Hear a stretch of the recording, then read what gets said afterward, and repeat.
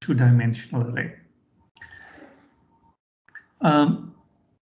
You all can try this along with me. Alternatively, you can take pics, screenshots, however you want to do it. But I'm going to write code based on a two-dimensional array. So for output purposes, let's just put in not an edit, we're going to use a rich edit. Right, so I'll just output things here. Right, and I will call this read out.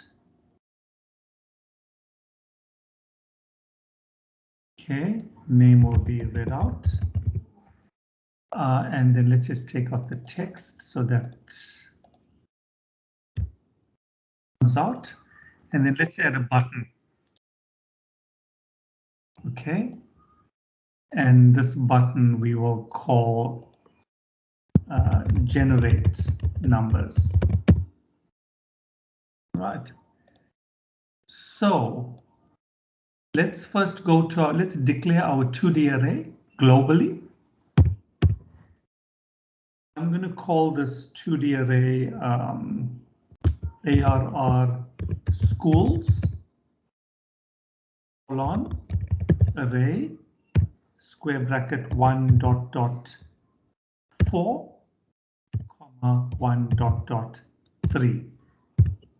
Terrell, just help me out here. 1 dot dot 4 means which is the rows and which is the columns?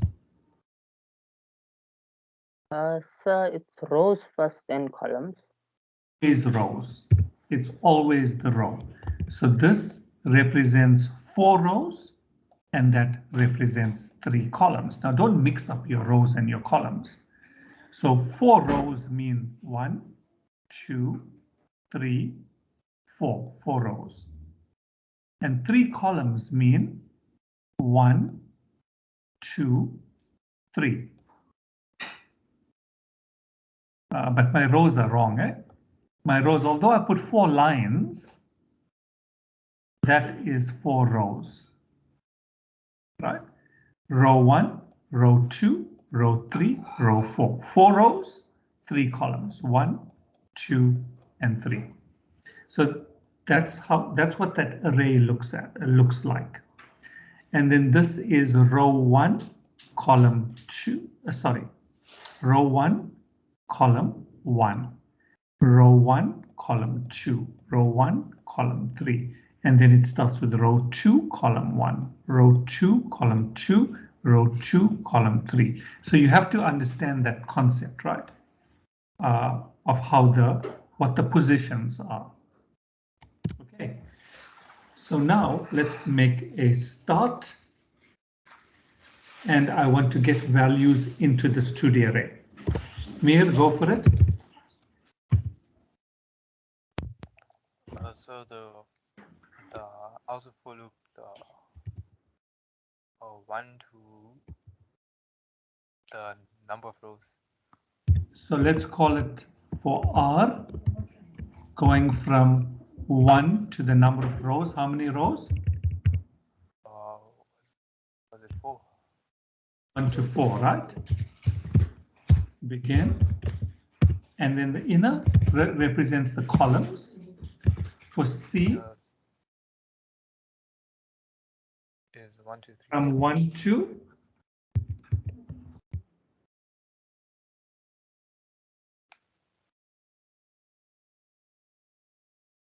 so the first one controls the rows and the second one controls the columns. Just give me a second, guys.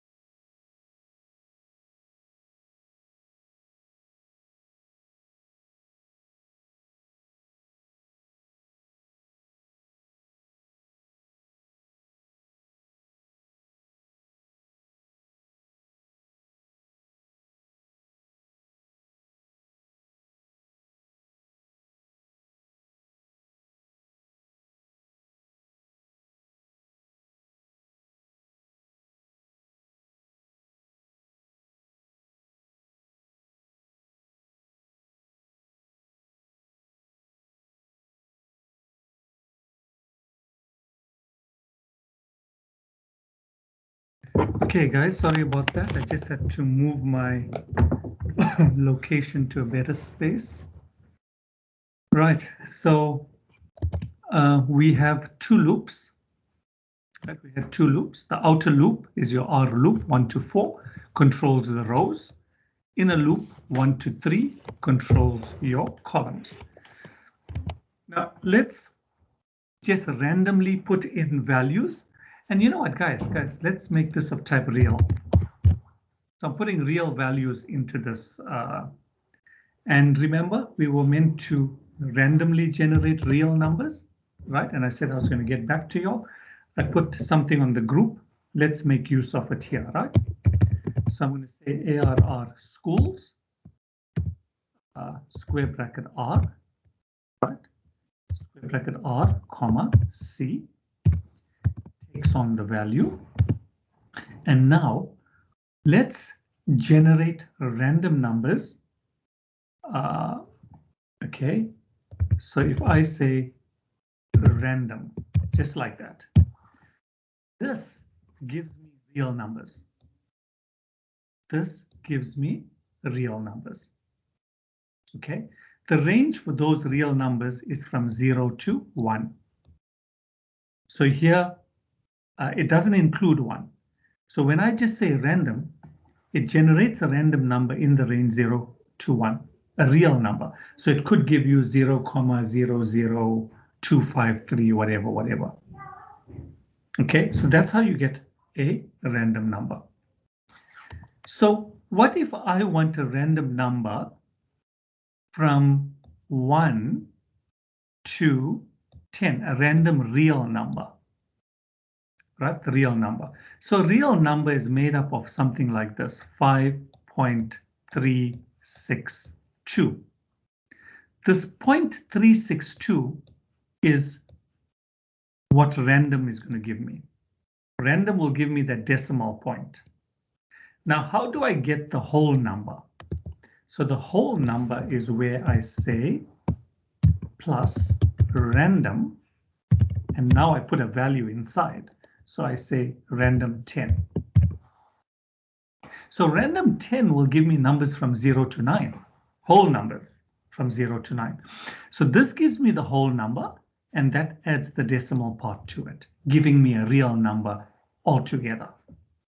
So if I had, as an example, if I had 5, this part will give me the whole number. And then here I could get 0.124 as an example. So when I put it together, 5 plus that, put it together gives me 5.124. So that's how you generate random numbers. Now, I always like to see this in conjunction with the display. So we're still going to go back and tweak something over there, right? So let's just add another button. I just want to add another button to do the display. Okay, so this is going to be called display.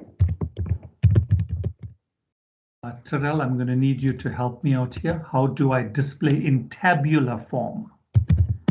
Right, the rule is if you want to go to each cell in the array, you'll always use a nested loop. So here I'm going to put my loops in for I from 1 to 4, do begin, and then I'm putting my second loop in place for C from 1 to 3, do begin. Terrell, help me please. I want to display these values here from the first procedure. I want to display it in tabular form. What do I need to do? You put your, so do you need a variable? The variable? You're just displaying it. It's already in the array. The values are already in your. Then will it be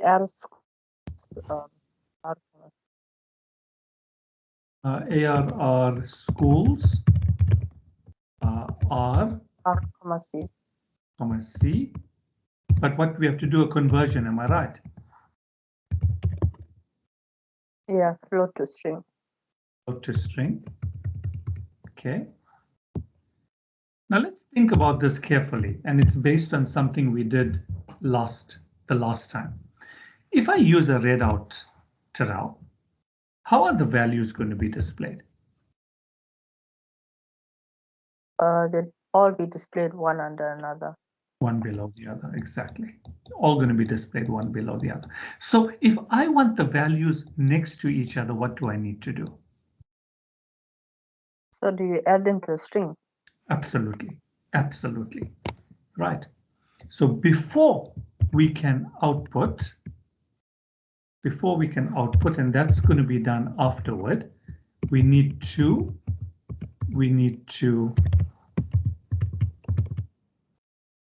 into a string. So I'm going to create a string variable str equals str plus the value in the array converted plus, and you're going to put a #9. #9 is just leaving a tab space. That's it. Right? So this str is just a string variable. Okay, I've declared my string variable. And because it's an accumulator, you know that str must be set to null. Okay, we got things taking shape. Str set to null. The inner loop. So shouldn't that be in the loop? What will be in the loop? The string set to null. Where do you want to set it? Should be before the C loop. Right, correct. Why? Tell me why. Because you need this the string to be empty after each row is displayed. Yes, it needs to be reset because this will display each of the values in that row. When it starts the second row, it needs to reset back and then it displays the next row. Right, so you are correct. And then here, I now am going to display my str. So this loop will run 3 times, 1, 2, 3, and it gets the values for that row. When that loop is finished, then it comes and it executes this rich edit, and it displays the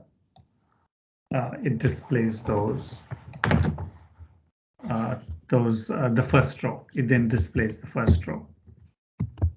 Okay, and then it goes back up.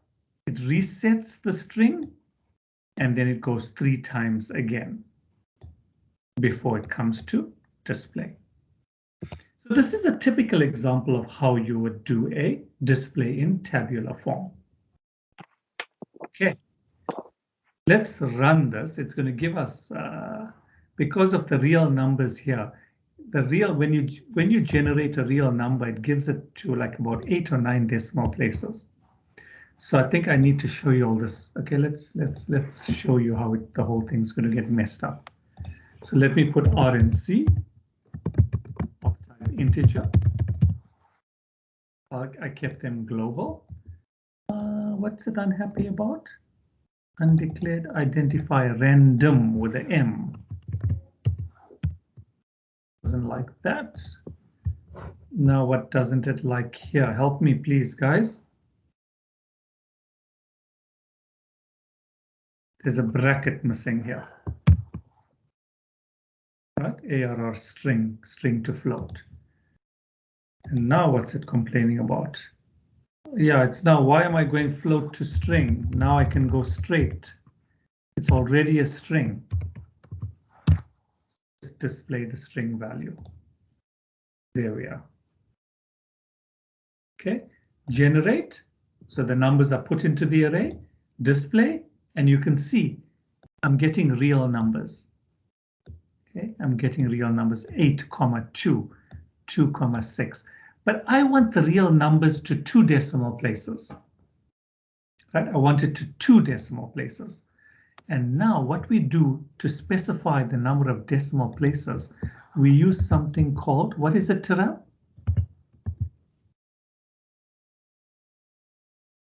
Round 2. Yeah. That has two parameters. The first parameter is what you're rounding. The second parameter is how many decimal places.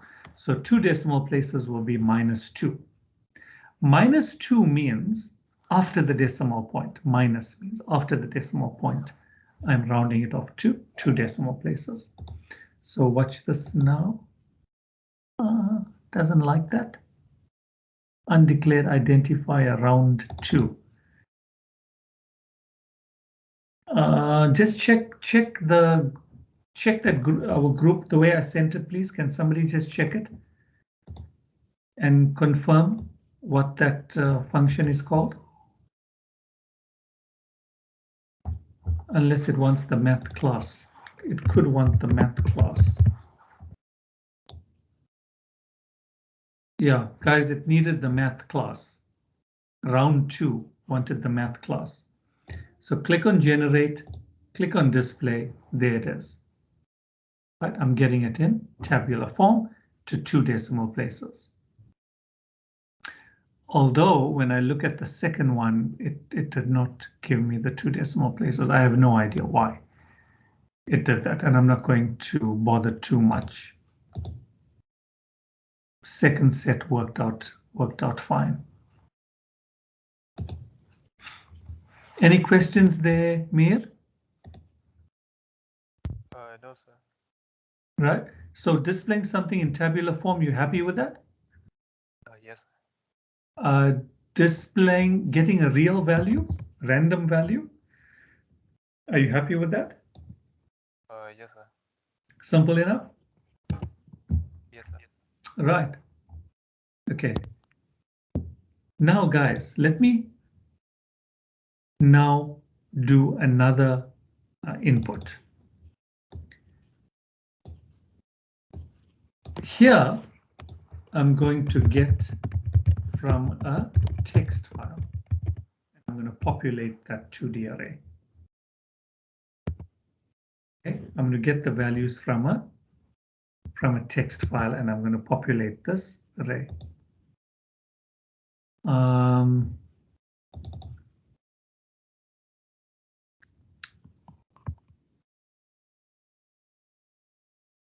Right, so there's the text file.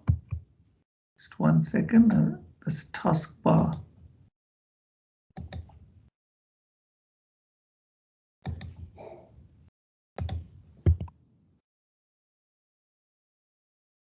Okay, so this is my text file, data.txt. I've got a school name, I've got a hash, and then I've got 3 values after that.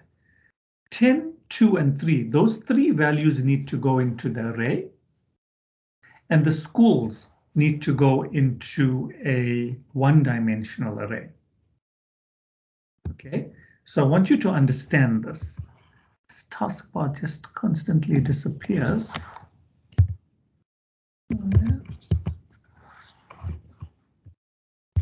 I just want to go into PowerPoint as a board. So this is what I'm trying to achieve, guys. Right. I've got a DHS hash 10,5,3. And then I've got other rows like that. Okay. So there's a name of the school, and these are 3 values for that particular school.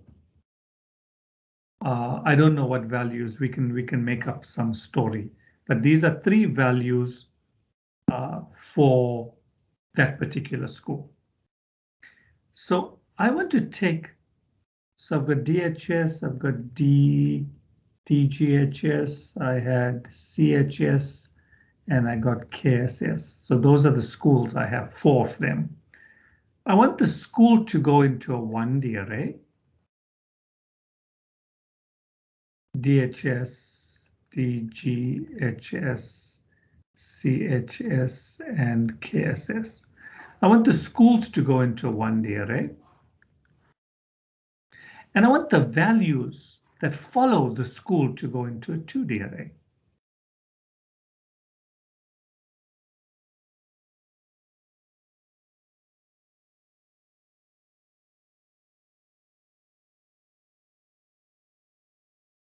like that. So this will be 10, 5, and 3. Let's just put more values here. So if I have 2, 6, 8, 3, 9, 5, 4, 7, 6. So 10, 5, and 3, 10, 5, 3 refers here, your row 1 corresponds with cell 1 there. This is like a 2D array that's linked to this 1D array. Okay, so DGHS is cell 2 there. It corresponds with the row 2 here, which will have the value 2, 6, 8. Row 3 will be 3, 9, 5, which is CHS, and then KSS, row 4, which is 4, 7, 6. Guys, do you all understand the relationship between the 1D array and the 2D array? Just give me some feedback, please.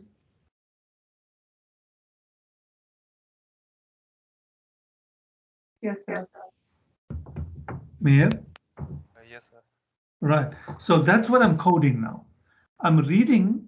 The whole objective here is this information is stored in a text file. I want to read this information from the text file. I want to put some of it into the 1D array, and I want to put the other part into the 2D array. That's the task that I want to achieve. And then I want to display only this part of the 2D array. Right, so that is my task I want to achieve. I'm hoping that that's clear. So here's my text file. 1, 2, 3, 4. Those are your 4 schools, and there are your values. And I'm reading from this text file. So let's do this.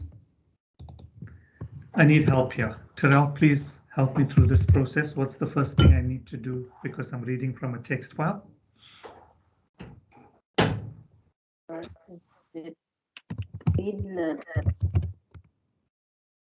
Well, firstly, I need to have a text file variable, right? Right, then is assign file f comma the name of the txt, right? Okay, then Speedlen. No. I need to open the file. How do I open the file? Reset F. Now the file is open. Right? So now the file is open. Okay. Now to loop through the file, what looping structure do I use? Is the while not end of file. While not end of file, F do begin. I'm reading from the file, so I'm going to say read line. What's it? Read line?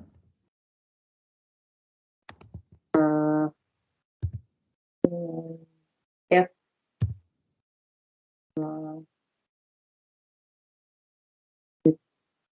after the text. No.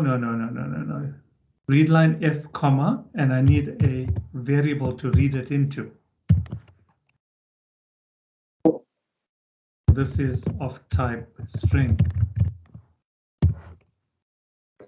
Right, so while not end of file F do begin, read line F comma line. I've read it. Now I've got the line stored in this variable, the first line. What do I need to do to that line before I can put them into the arrays? I need to create my one school. I've got the ARR schools, right? And I need another array. I need another array for the name of the school.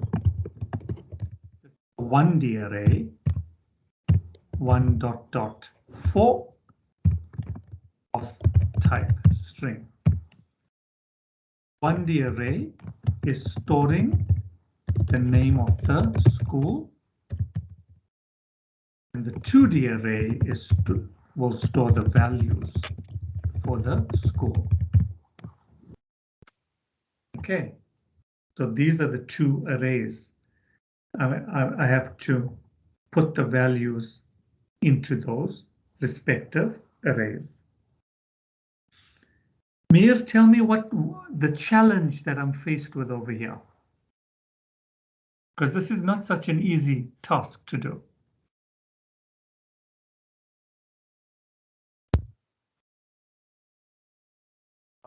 The separations.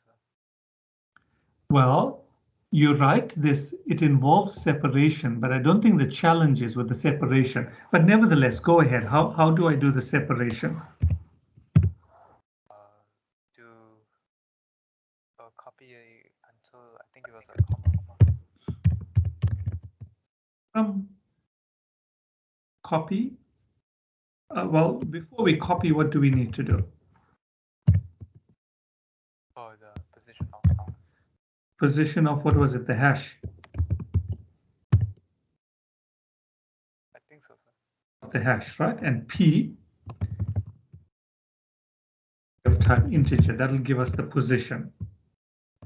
So once I got the position, then I copy from line, start from 1 up to, not up to, how many characters? Until the P, sir, -1. P -1. And where do I want to put this? Because copy is giving me an answer. Where do I want to put this? Into the first 3. ARR name. Right. So I'm going to say ARR name.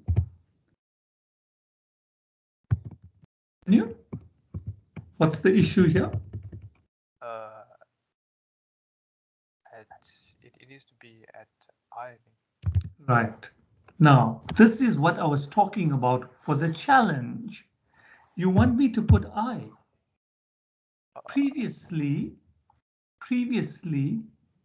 I was using R and C, okay? And the for loop came with those variables. And I could use the variables with my array. Right? Because previously we used the for loop. Now, where's the I coming from, Mir? There is no I, sir. Exactly. So be careful. There's no I because we are working with a while loop. We have to use a while loop because we're reading from a text file. I don't know how many lines there are in the text file. So that is why I'm using a while loop. Now, because I don't have counters, what do I now need to do, Mir?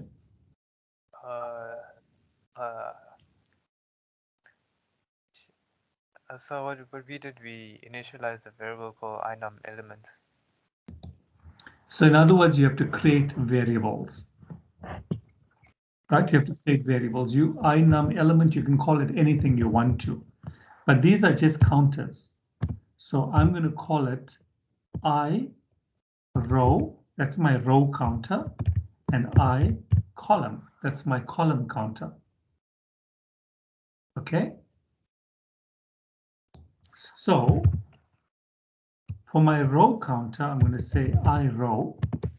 I'm going to set it to 0. Okay. And every time I read a line, what do I need to do to I row? Increment it, sir. I need to increment it because I'm in a new row. So I row is set to 1. Every time I read, I increment I row, and now you can put down I row. So once I've split the school name, I take the school name and I put it into that particular row. What's the next step here?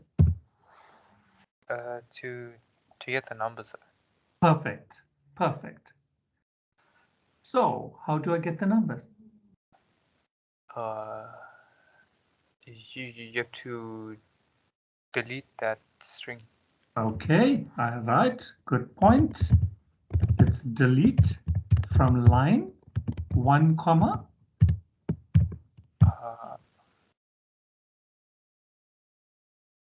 Remember, P is where we found the hash, right? Yes, sir. So I'm deleting everything up until the point where I found the hash, including the hash. Yes, sir. Right. So far so good. I've deleted it. So now I have, let's just go back to my text file. So in this case, I've deleted DHS hash. So I'm now left with 10, 2, 3. And that needs to go into the 2D array. Go ahead.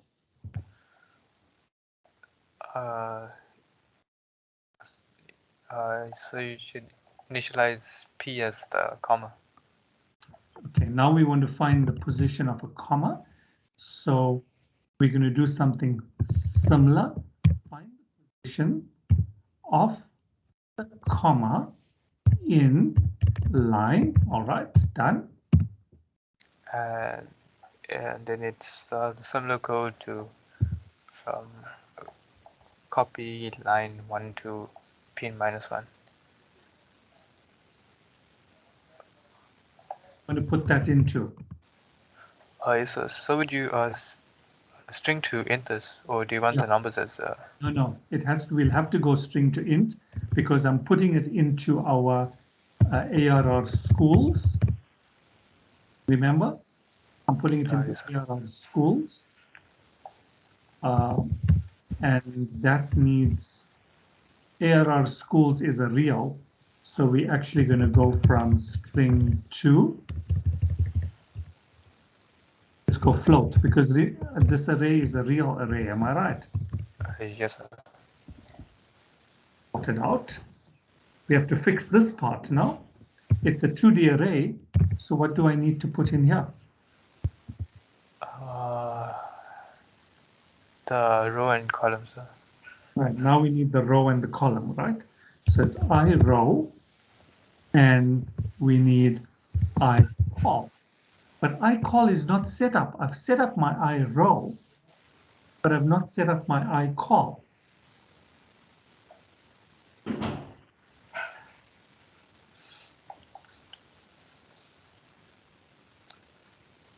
So what are we going to do? Are we going to say I call set to? Set to 1, sir.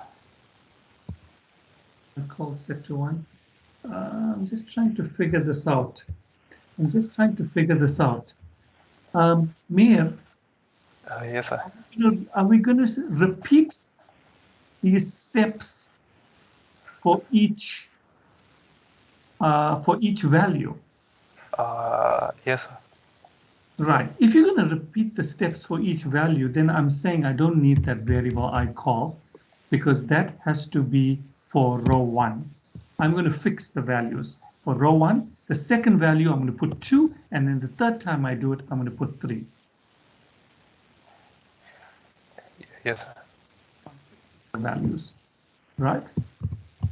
So I'm going to do a copy, but I need to do a delete here first. So I have to do a delete, right? So I'm deleting up until P where I found the comma.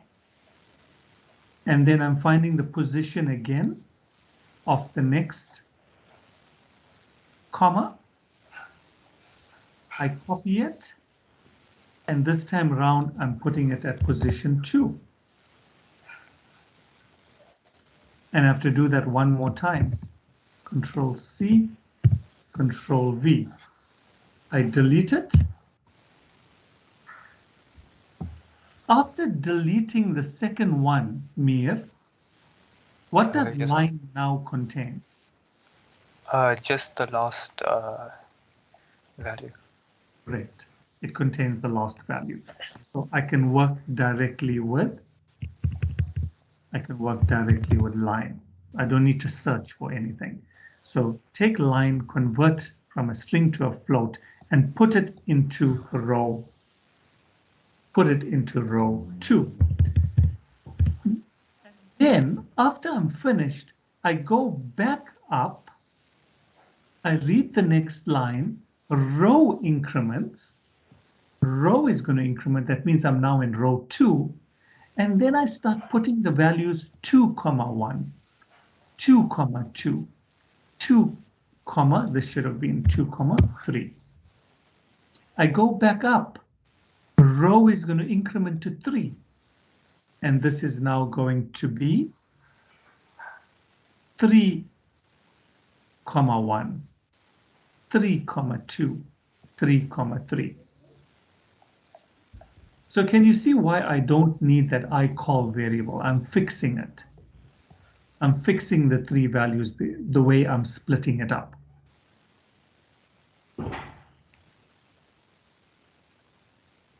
Mayor, talk to me.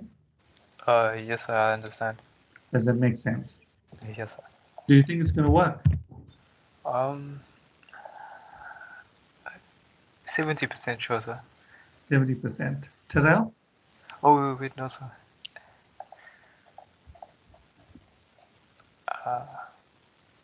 I think, so don't you have to close the file? Yes, I agree with you. We have to close the file.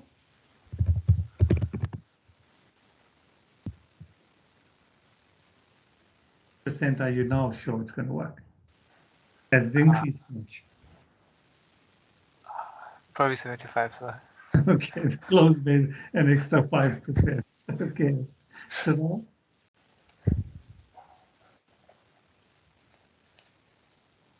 Terrell, talk to me.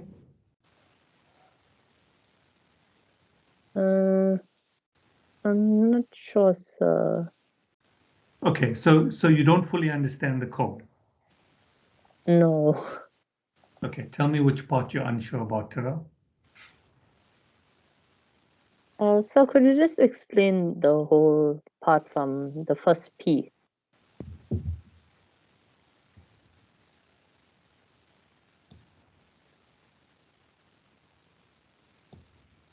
I'm just trying to see how I can.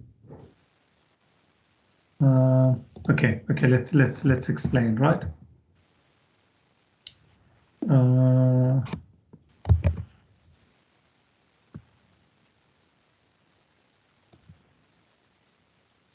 So I've got how many columns? 3 columns.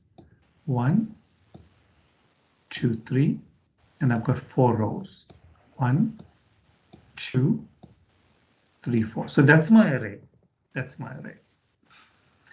And the first value, I've got D, DHS, I've got a hash, and then I've got 3 numbers. Let's just say 1, 2, 3. So while this is setting up the file, while not end of file, do read line.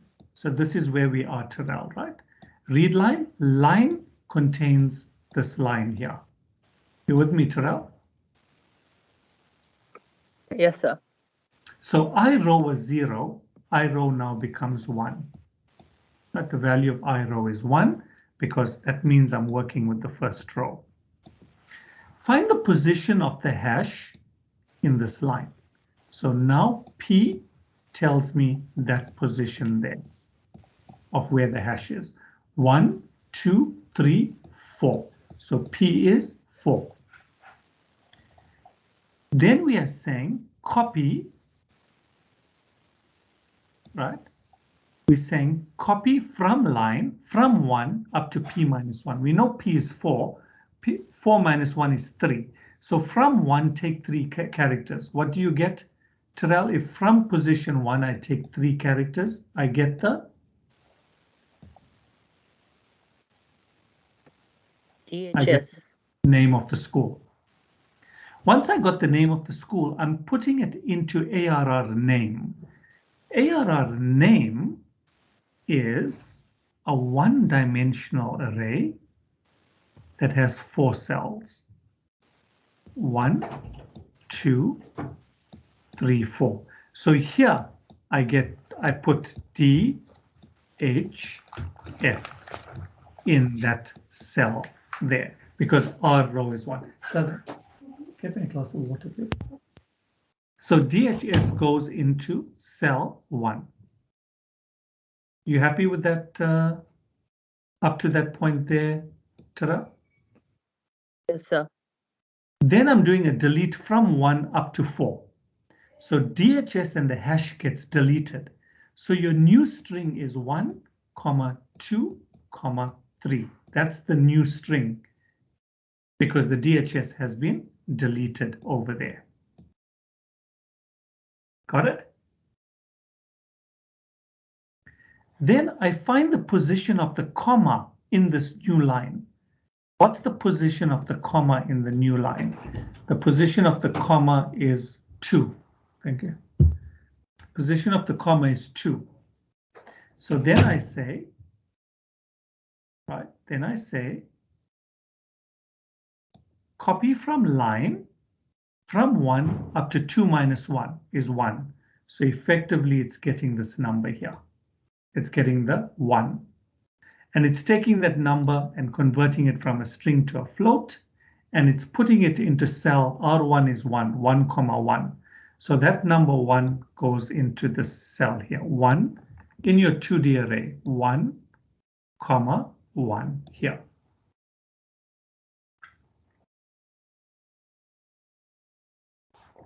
Are you okay with that, Terrell? Yes, sir. And then it's doing another delete up to the comma, which means your new string, what is your new string, Terrell? 2,3. 2, exactly, 2, 3. And then it's doing exactly the same thing. Find the position of the comma. It copies, and it's going to get the 2. It convert it to a float and move it into 2, 2. Sorry, 1, 2. I row is still 1. I row is still 1. 1, 2 is here. So it's going to put the 2 in there. And after you do the delete, this variable line now has the last value, which is 3. And 3 is going to go into 1, 3. So 3 is now going in there. When I loop back up, what's happening to I row, Terrell?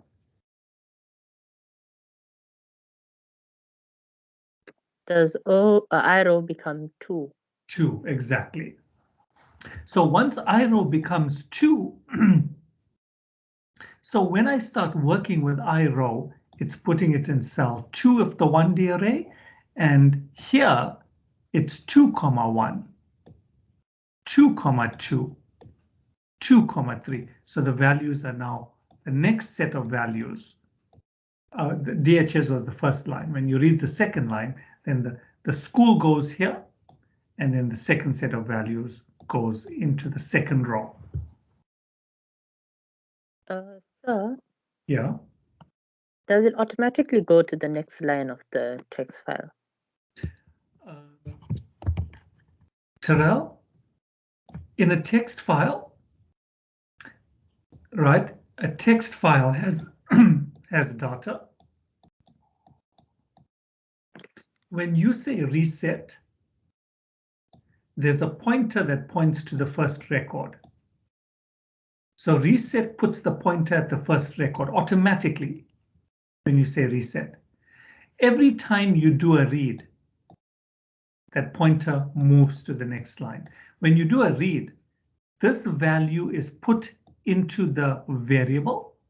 Read means put that value into the variable, and then the pointer is sitting and waiting for the next read on the second line. When you do a read, this value gets put into the variable, and the pointer is sitting and waiting at the next line. So there's a pointer that constantly moves every time you do a read in the text file. Is that clear? Tara? Yes, sir. Does that clarify things, Tra? Yeah. Okay, so let's give it a try and let's just see what this code does and whether it works, right? So I'm picking up an error, step array. Yes. Just one more thing. Do you not have to delete the last the number 3? I don't need to do anything to it. I don't need to do anything to it because when I go back to the top and I read, whatever was in the variable line, whatever was in the variable line at the end gets replaced when I read the new line. Oh, okay. It gets replaced and I'm working with that new line thereafter. Okay? Yeah. What's it unhappy about? Line. Line is oh, damn it, L-I-N-E. My spelling is all off. So when I click this get from text file, I should have put a show message there, but anyway, I don't want it to crash. Click on it. It didn't crash. Click on display. There we are. 10, 2, 3, 15, 4, 8. And if I go and I get my text file, and if I look at it, 10, 2, 3 is the first one, 15, 4, 8, 8, 3, 5, 7, 5, 9. So that is definitely reading from the text file. And it is this is the 2D array, which is working. Okay, let's now take it one step further. Same code. I'm looking at like a worst case scenario that they can give you. The best case scenario with a 2D array is when you're working with nested loop, like we did here. If you're inputting values or you're randomly generating values, you got your nested for loop. That's the best case scenario. Easy to work with because you've got loop counters. What makes this tricky is the fact that we don't have a for loop. We're reading using a while not end of file. And that makes it tricky. So I've got to create my own counter for my row. For the column, I don't create a counter because I'm fixing it when I use it 1, 2, and 3. So I don't need another counter there. All right. So now what I want to do is when I display, this is my display. I also want to display the school names. Mir. I got the school names in that 1D array. In my display, I want to also display the school names on the top. Help me out, please. It'll be a for loop for I want to. I already got a display, Mir. This display that's displaying the values in the 2D array. I want to keep those values. So what I'm saying, I want all the school names on the top. And then I want the values in the array to follow. No. The school names can't be on the top. Sorry. It's going to be DHS, the school name, DHS followed by the values. Then the next school followed by the values. The next school followed by the values. The next school followed by the values. Now, we already have the code for this part. That's being done. I just now need to get the values from the 1D array to get the names.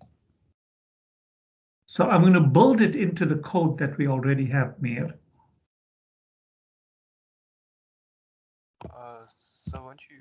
add the value from the that's going to go into the one-tier array to the string part. Correct. Correct. How would I do that? So how many elements are in that array? You see, well, there's 4 elements there's 4 schools. Let me get the text file again. Damn it, I closed it. Let me just pull that up again. There's it here. So this is your text file. There's 4 schools there. 1, 2, 3, 4. So which part of your code, that's the question, what in this code will control the schools? The row loops are. Absolutely. Absolutely. So what will I say? Str equals the array at R. Put a #9. Yes, sir. 9 to leave. So here we want to give str, not giving it a null value. Now we're giving it the first school name. R is 1. And then the C loop will take over and build all the values. And then it displays, go back up, get the next school name, and then get the values. Okay. So I just want to put a show message here. Simply to say data read from the file. Okay, let's give this a try. If I click on get from text file, data read from file, I click on display, there's your schools, and there are your values.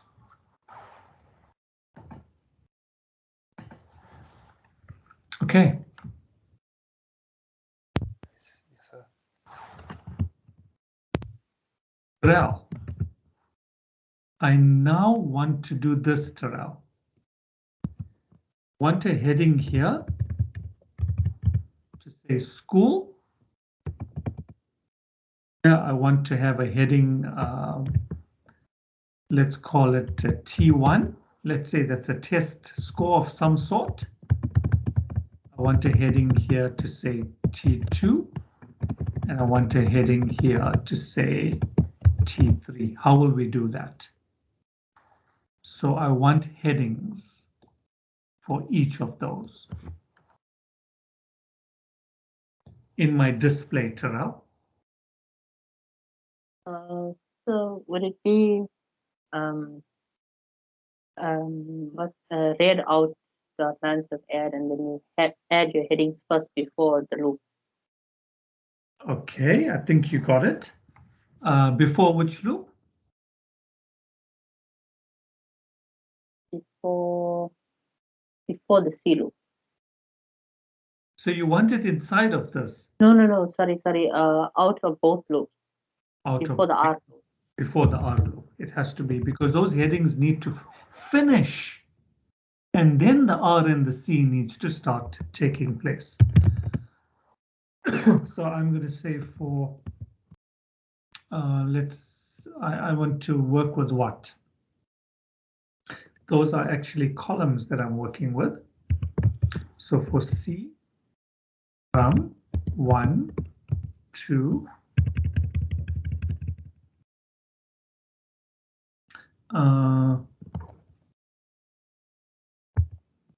let me not, that's going to create confusion. Let me just say for I from 1 to 4, do begin. And then I'm going to say, no, do I need a loop, Terrell? No, I think no loop, just the read out statement. Yeah, I'm confusing things here, right? It's just a straight read out. Read out dot lines dot add. There we are. And then the first one is school. Let's go #9.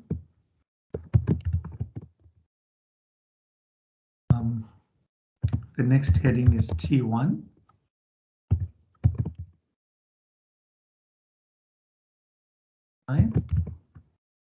Plus T2. The last one is T3. Yeah. Okay, that looks good, I think. Let's give it a try. What's it complaining about? I think I've left out a semicolon here. Okay, so get from text file and display. There we are, done. Got those headings.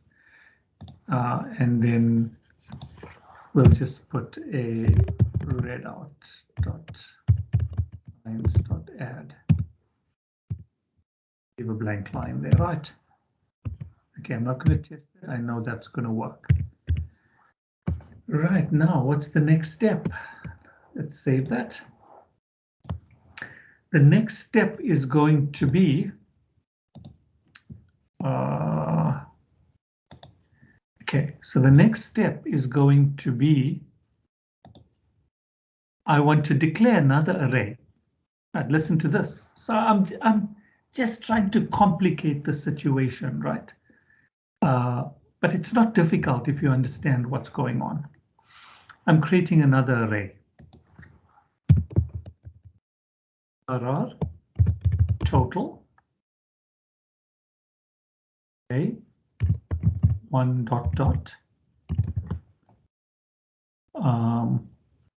4 of integer.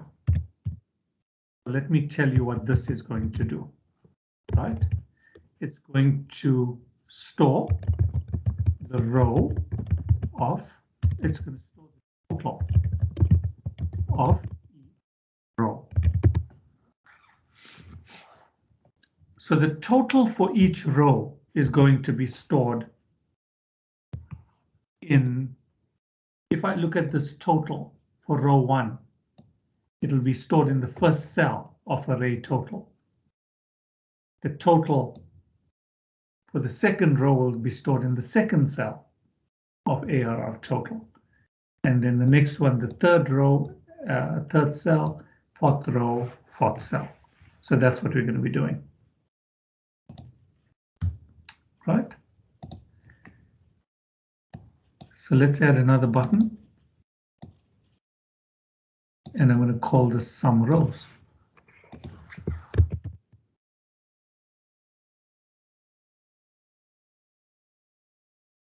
Go for it, Meir. Should be easy enough. Sum the rows and store it into the 1D array.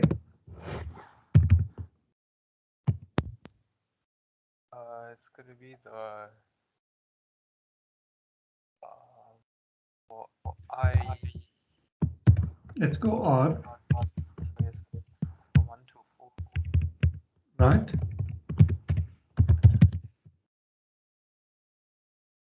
Then Yeah, for C 1, 2, 3. so the rule is, as long as you want to go to each cell in the array, you'll use a nested loop. Now, how do I sum up the values?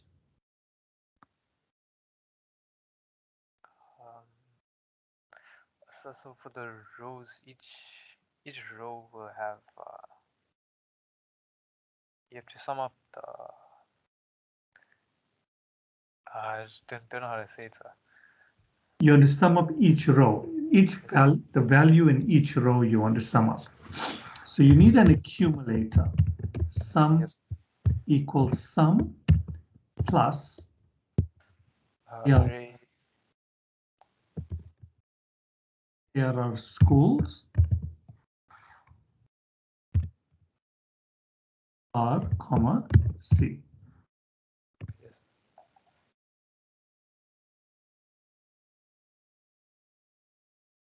Okay. Remember, that's a real, eh?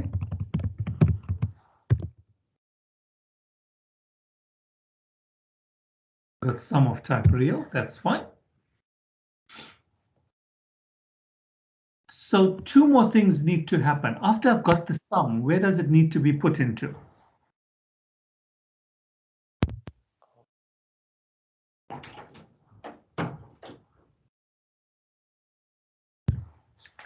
Where do I need to put the sum into, Mir? Another variable, sir. No, we said it needs to go into this array. Oh. ARR total. That's the whole purpose of this array. Got it? So now where do I put it into that array? At which line? After the for C statement. Right, good. So after the for loop for the C, after this, the C loop, you're going to say ARR total takes on the sum. I put in this bracket. Add R, sir. So the C loop is going to do the summing up. The C loop goes 1, 2, 3. It runs 3 times. After it has summed up, when it finishes summing up, then it comes and it stores the sum in cell 1. It goes back up, C becomes 2. This loop is going to run 3 times, and then it takes the new sum and stores it into row 2. One more thing is missing. That's an accumulator. What do we need to do to the accumulator? I need to set it to null or 0. Where? At the above the for C loop. Very good. It has to be done here. So sum must be set to 0. So understand what is happening.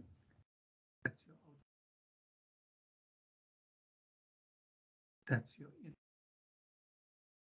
Before the inner loop can go 3 times, set the sum to 0. Let the loop go 1, 2, 3 times.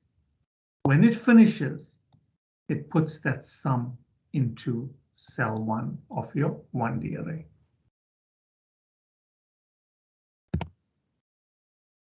Okay. Terrell, are you happy with that?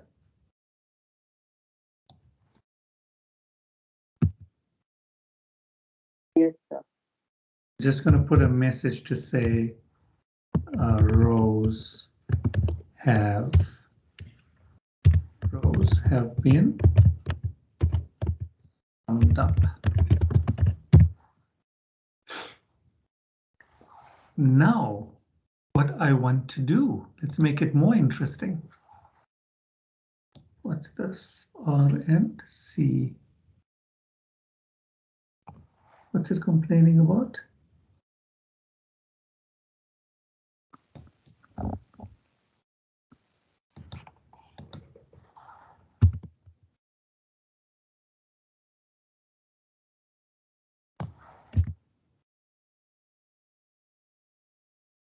Oh man, it's a semicolon that it's complaining about. I've got R and C global.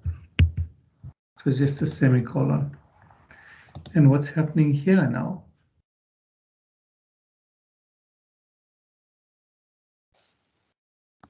Guys, help me out here. Oh, you know what the issue is here? Integer and real. Sum is real, but I declared this array of type integer. So that array needs to be declared of type real. It's not integer. Okay. So this is how we're making it interesting. Right? Click on display. There we are. I want to add to this. I want to put the total here for each sum. The sum of that row, I want to put the total there, there, there, and there. So I want another column in my display, and we'll put a heading that says sum. Go for it, Terrell.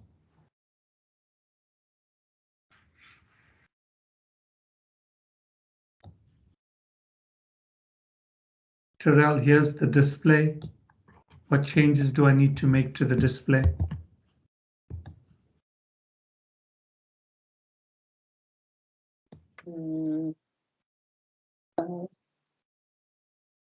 The values are stored in array total. I just want to display it.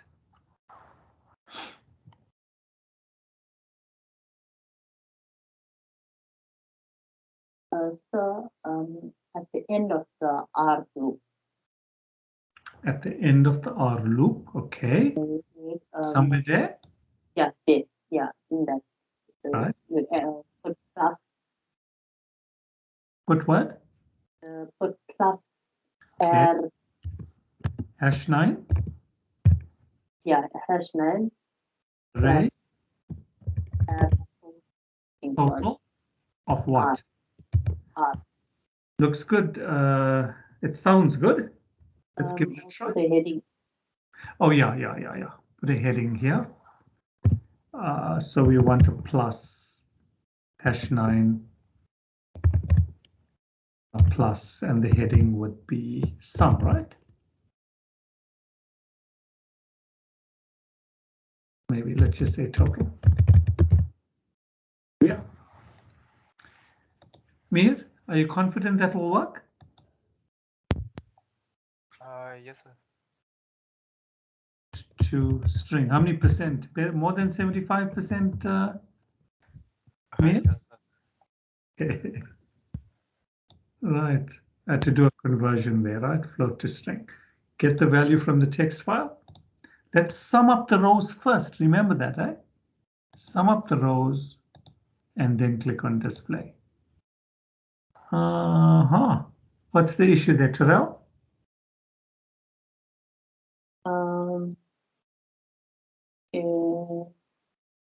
Not sure. Maybe the red dot is picking up. That's exactly what I'm thinking, because the code looks good. I'm thinking, let's just first, before we tamper with the code, let's just make that red out bigger, because I suspect it's that. Get sum rows, display. There we are. So it's working, except that why is it leaving an extra tab space there? Oh, I think I know why. It's because of our nested loop. We have the #9 at the end. Very good, Terrell. You see this? #9 is at the end. So when it comes out, it already has a #9 at the end. So I actually don't need that #9 over there. Because when it comes out of that loop, there's already a #9. Well spotted, Terrell. There we are. And now, Amir, you picked that up? No, sir. There we are. It's working. You don't understand it, Mir? Is that #9? Yeah. Just one more time, please, sir. Okay, listen. Can you see here I'm adding a #9 every time the C loop executes? Yes. So the first time round, it displays the value and puts a #9. So it displays the value and then it #9, it's a tab, but I'm going to show it as a hash, right? The first time round. The second time round, value and then the tab. The third time round, Mir, value, and it's got a tab at the end when the loop finishes. There's already a tab at the end. So when it comes out,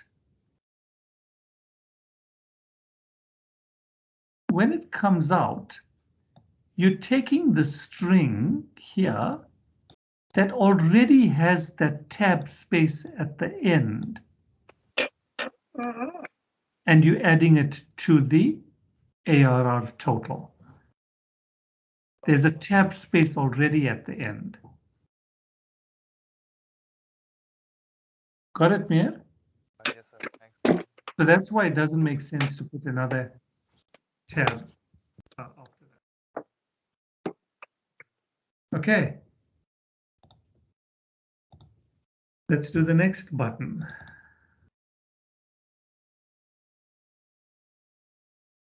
Okay, now we want to sum columns. Let's do this. Right, let me go to my file. Guys, what we did was we summed up those rows. We summed up the rows. Now I want to sum up the columns, the values coming down. I want to sum up the columns. In my 2D array. How do I do that? So I'm going to give you all a start because we know that you need for R from 1 to 4.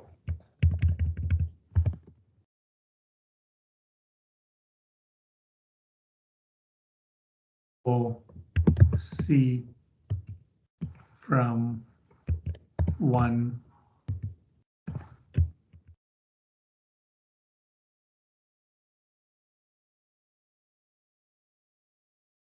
Now what happens from this point onwards? Anyone, Mir or Terrell? How do I sum the columns? Sir, do you swap C and R? Absolutely. Absolutely. The R and the C need to be swapped around because we are now no longer going across.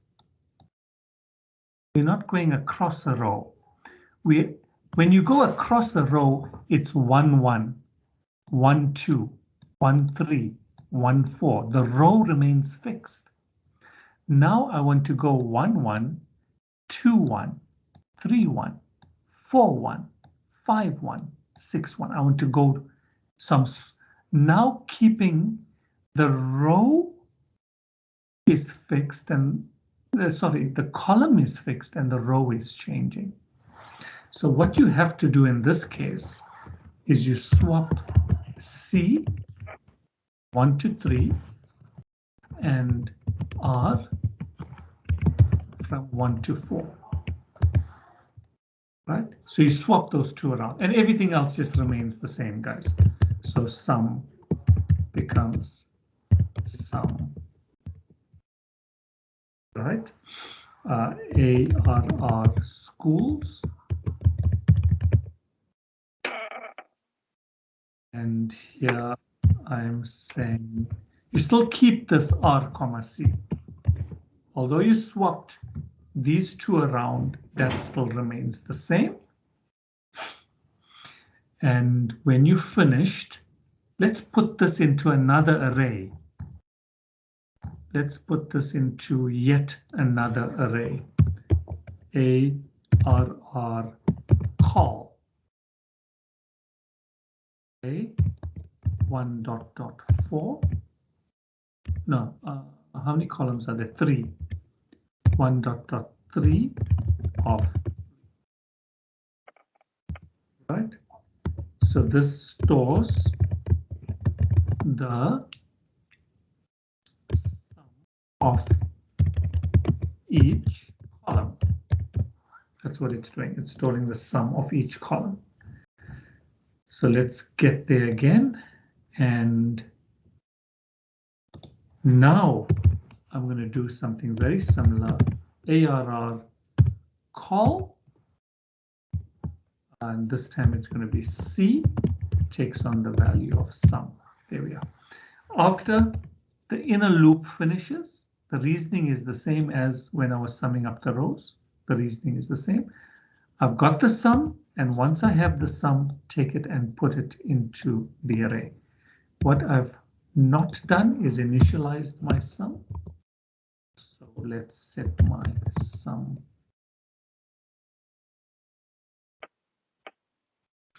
And we could put a message, show message, and say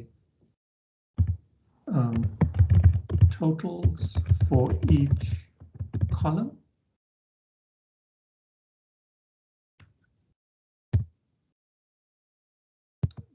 Have been found. You can think of something better to write, but yeah, we just have some message. So in our display, right, in our display, we now want to, at the bottom, I want to put down what the total is for each column. 1, 2, 3 columns. I want to put those totals down. So that now takes us back to the display. And that display is really getting, now it's really getting interesting. Okay, this is the display. Where do I get the sum? How do I display the sum of the columns? Terrell, go for it.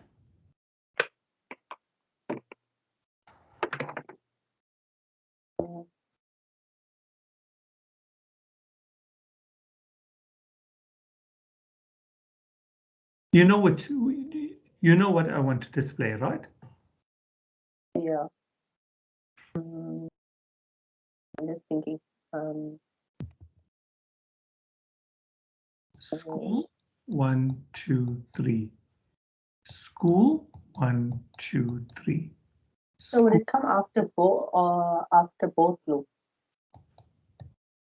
Yes, yes, because now I want this total, and this total, which means I need to have finished displaying all of these things.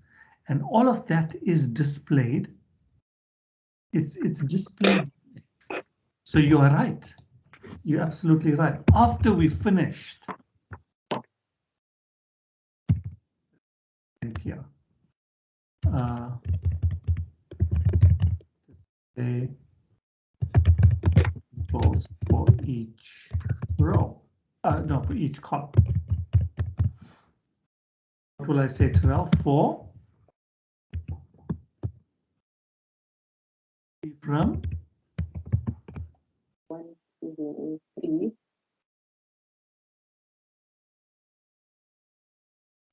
To begin the variable. String variable.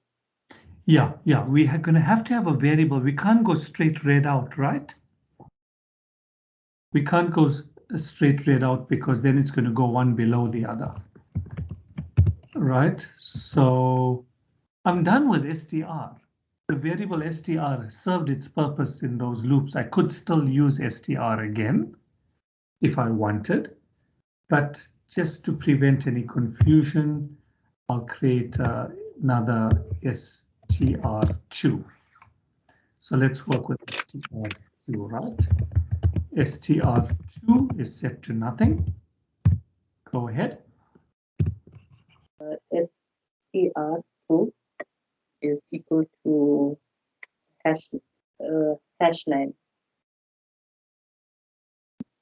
Oh, you want a #9 first. I know why. Okay, good point. Right, #9.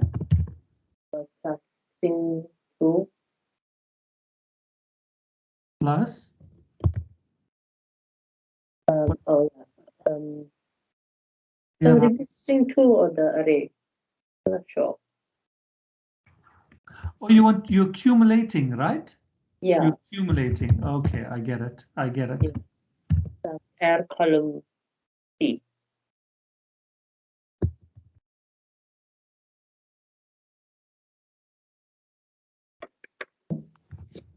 Mir, this #9 that's coming first, it's because when you printing those columns, remember the first one, we didn't say we're putting a value. You need to find the sum of the first column there, next column there, next column there, and this #9 is leaving that space. Remember, we've got headings here, so that #9 is just leaving spaces there. Okay, and then after that,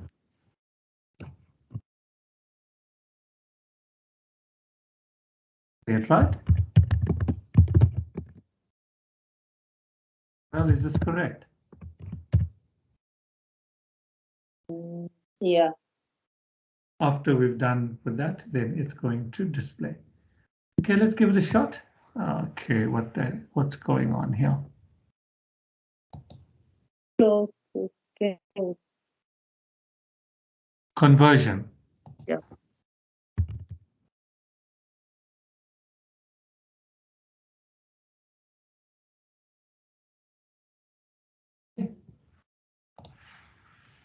Sum is not declared here.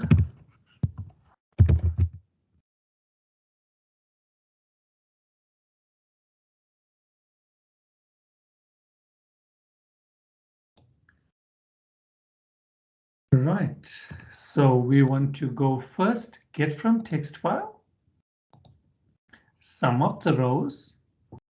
I don't think I put a message for summing up. Oh, I did. Okay, and now we go to display. Ah, something's not right here, Terrell.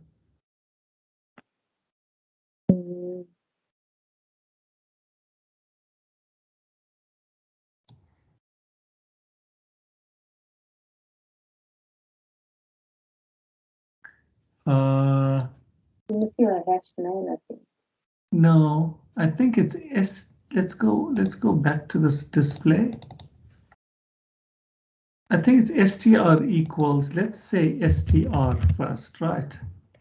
Str plus #9 plus that. So initially it's taking nothing, hash, and then it's taking the value.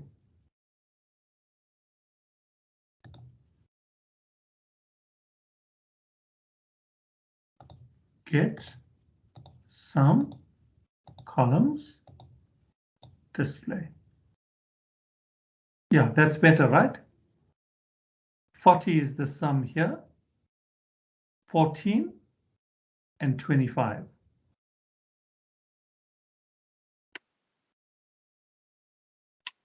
Is that correct? Yeah.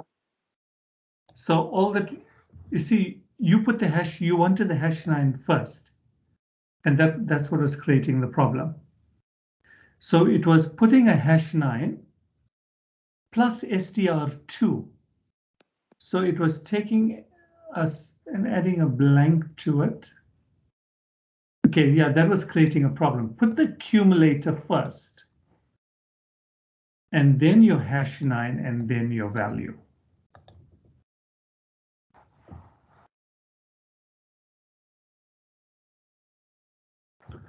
So this display has now become quite something. And if we look at the structure that we've now ended up with, a 2D array, and we've got 3 1D arrays, and these are parallel. By parallel, I mean there's a relationship between the 1D arrays and the 2D arrays. Okay. Now it goes without saying that once you got the values in the arrays, you must be able to find high, low, sum, average. We've done sum. You just average should be straightforward, high, low, and you must know how to also do a search. Remember, with the search, you need the Boolean variable. Mir, do you know how to do the high, low, sum, average?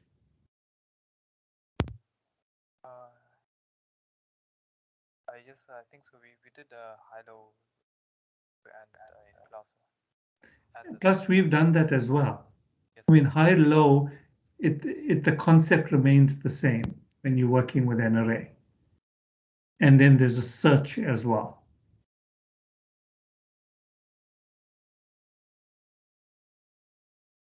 Terrell, do you know how to do these?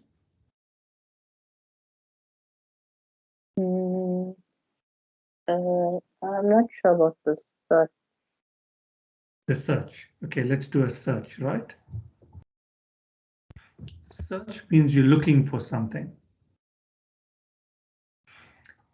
So let's see what's the best way to do the search, because we have a 2D array.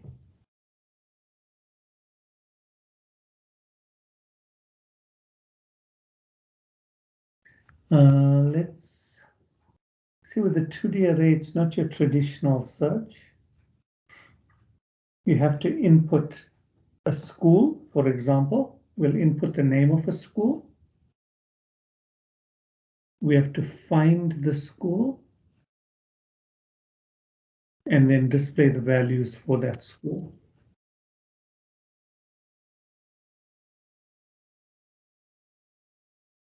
Okay.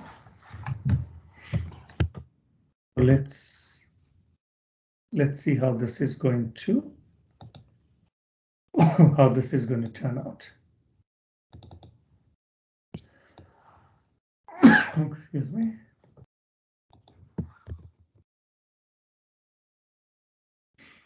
So let's understand what we're trying to achieve, right? The first thing is I want to input the name of a school. Let me do that. School name.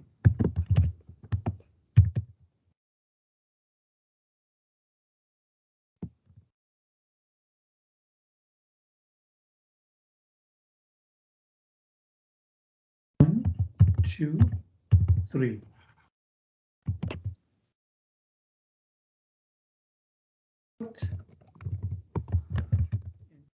Name of school.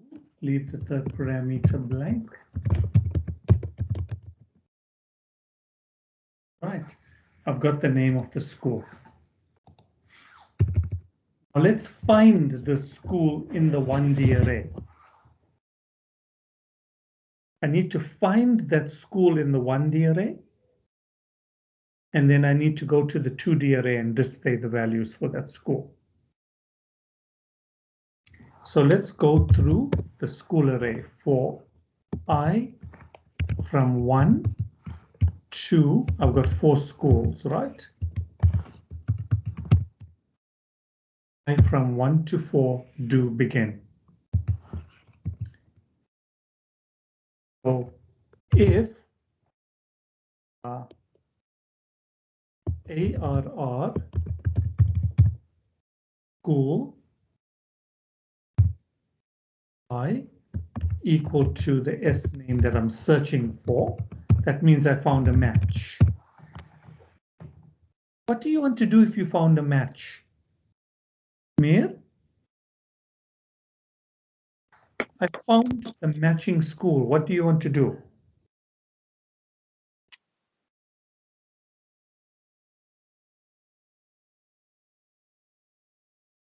Talk to me, Mir.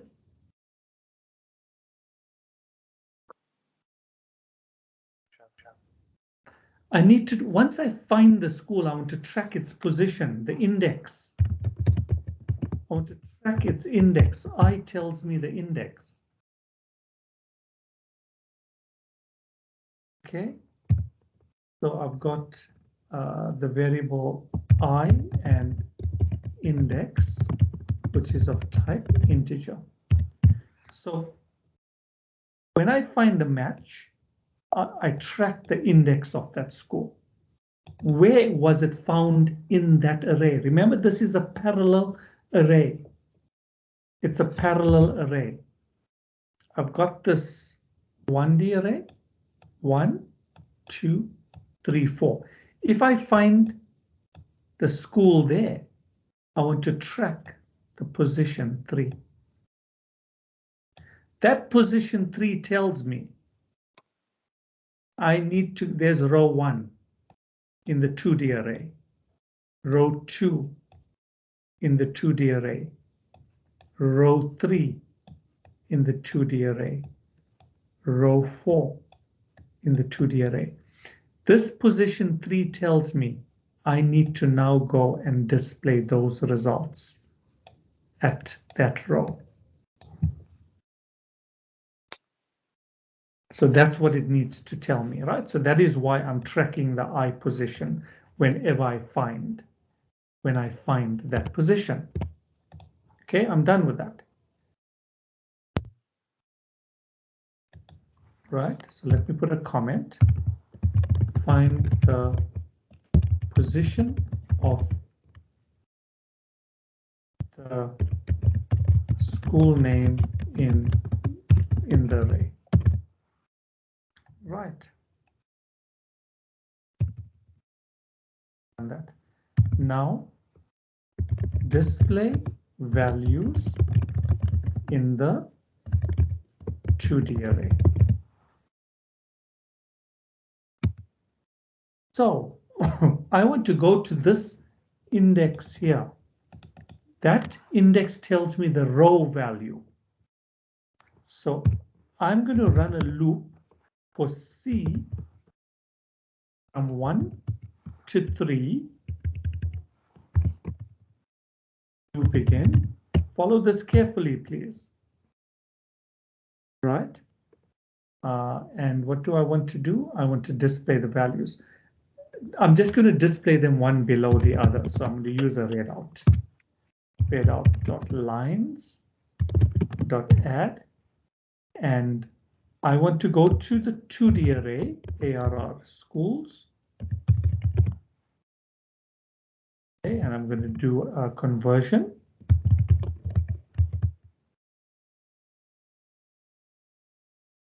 To string. Now comes the important part inside of this. The row value that you want to go to, the row value, in fact, let me call this variable R_index, because that's the row index that I want to go to. So R_index, so the value I found there, I want to go to that row, and I want your columns to vary. C will vary as the loop changes, but this remains fixed. Okay, that remains fixed. So let me just check this. Undeclared, I think that's ARR schools with an S. Square bracket.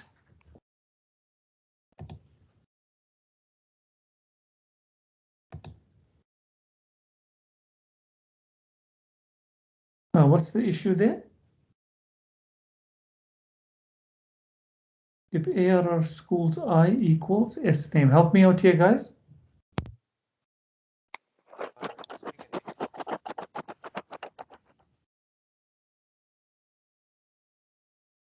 If ARR schools I equals S name is a string. What's it complaining about? I is an integer.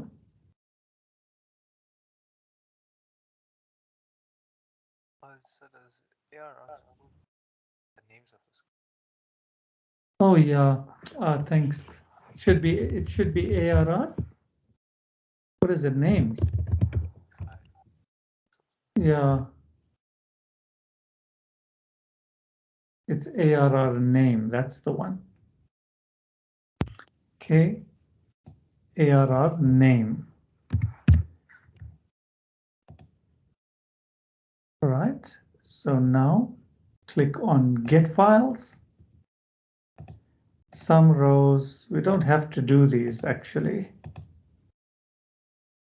Yeah, I really didn't need to do it. Let's do a display though. And I'm searching for CHS. 835. There you'll notice 835. 5. So that's correct. Let's do a search again. KSS 759. There's a 759. Let's type something that's not there. Click on OK. Now it gives us some nonsense. How will I check, or how will I validate if the name is not found? Help me out, please. How do I validate? Here it means the name is found. If the name is not found,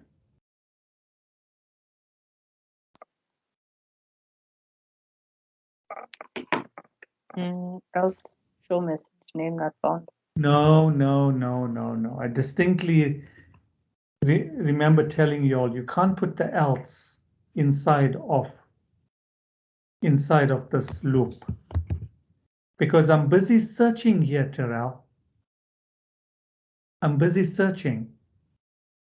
If you put an else, every time the if condition fails, it's going to want to jump to the else, even though what I'm looking for is somewhere at the end. When I search here, it's going to say not found,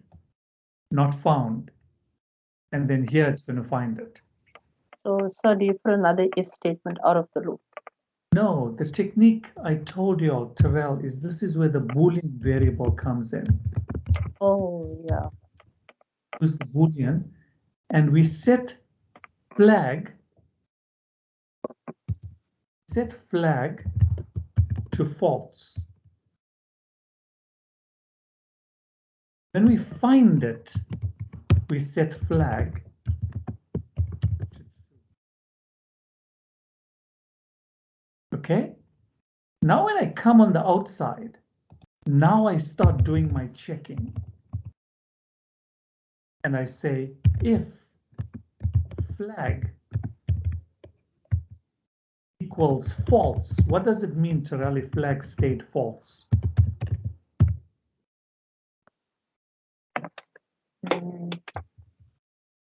You didn't find the name in the search. Is not found. Name not found. Else. What does else mean?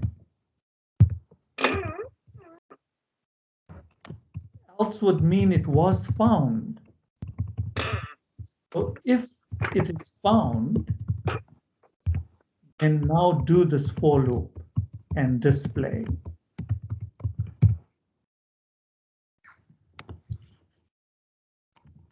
Does that make sense?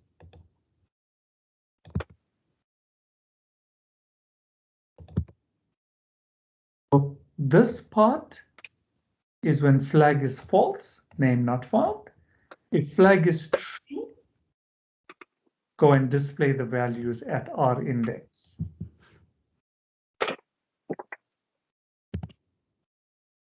Right?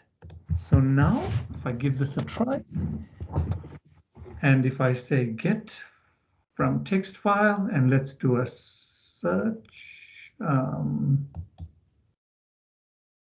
Where does it put the values? I don't need the sum rows, sum columns. Okay, that's fine. Let's search for DHS 1023, correct. Search again. Name is not found.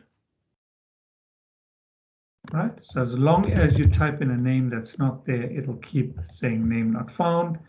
You type in something that is there, and it displays the values. Mir, is that okay? Terrell? Sir, could you explain this code one more time? The whole search.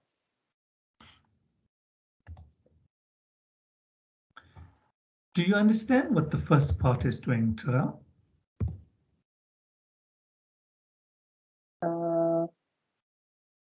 You figuring out where the full name is, which part. Yeah. Yeah, because I'm searching I'm searching in the 1D array, but I'm using that value in the 2D array. Is that clear? Yeah. So this first part simply it tells me where in that 1D array I found what I'm looking for. And if I don't find what I'm looking for, then flag will remain false. But when I do find it, flag changes to true. So that's where the flag component comes in when you're searching. You initially set it to false, and when you find what you're looking for, you change it to true. Outside the loop, if flag remains false, then you display your message. If flag remains true, I need to go and display those values. So if you wanted Terrell, this for loop could have been put inside of that if there. When we found what we were looking for, we could have ran a for loop immediately because I found it. I found the position, go to that position that I found, and I could have displayed what I wanted to inside of that if statement. Does that make sense, Terrell?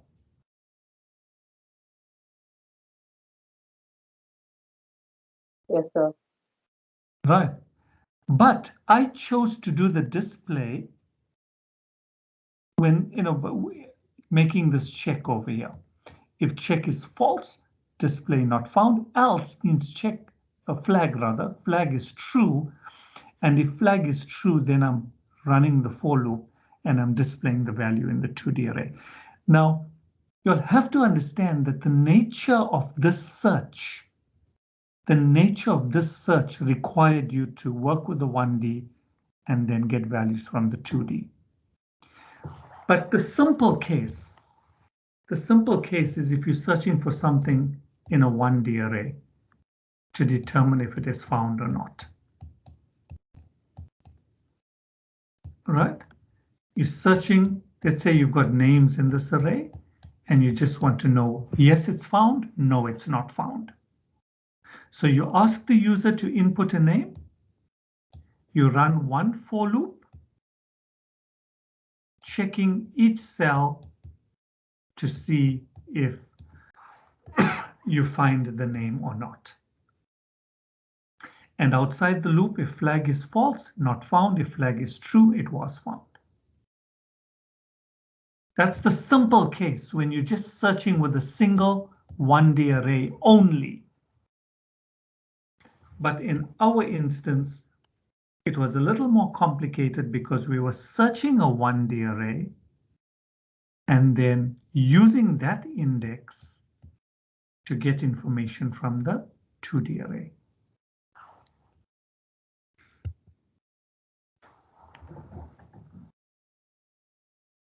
Terrell, is that okay?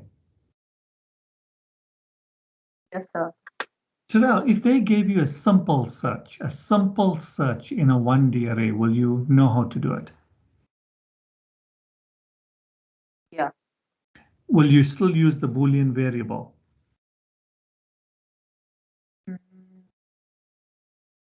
If you're gonna check if it's there, then yes. Correct. You still need to use the Boolean variable and set your flag to true when you find it.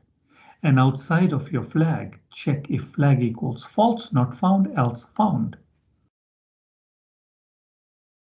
In a simple search will not have this other for loop coming in as we are doing in this example. Mir, you okay with the search? Right.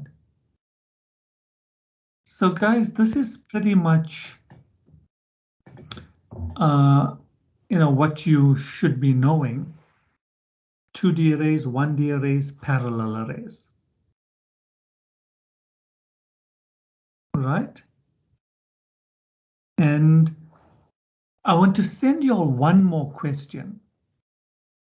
And this question does not deal with 2D arrays, neither does it deal with 1D arrays, but it deals with using a nested loop.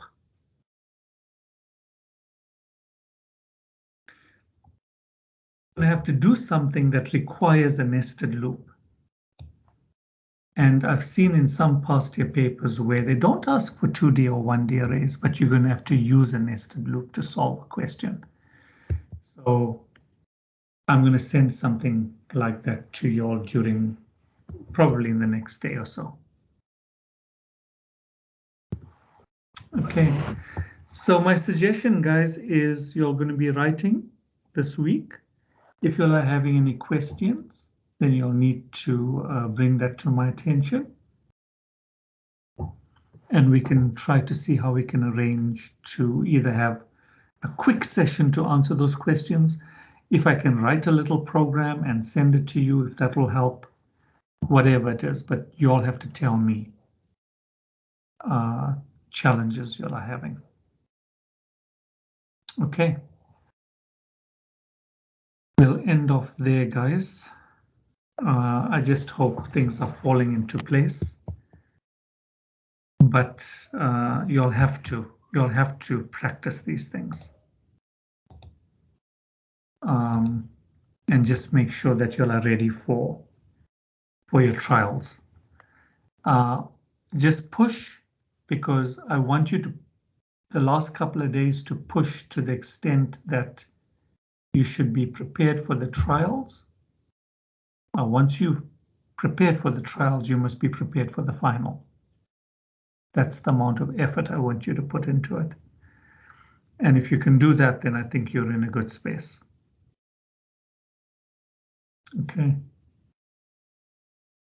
Okay, guys, thanks. We'll finish off there. Mir, you need to tell me about your project. We need to find some time to just fix your issues there. Right. Okay, guys, I'll catch you all. Well, I'm not sure about next week. We'll have to decide because you're finished with your paper. But during the week, if you're having a hassle, you'll have to tell me. Take care, guys, and all the best. Thank you, sir. See you all. Bye.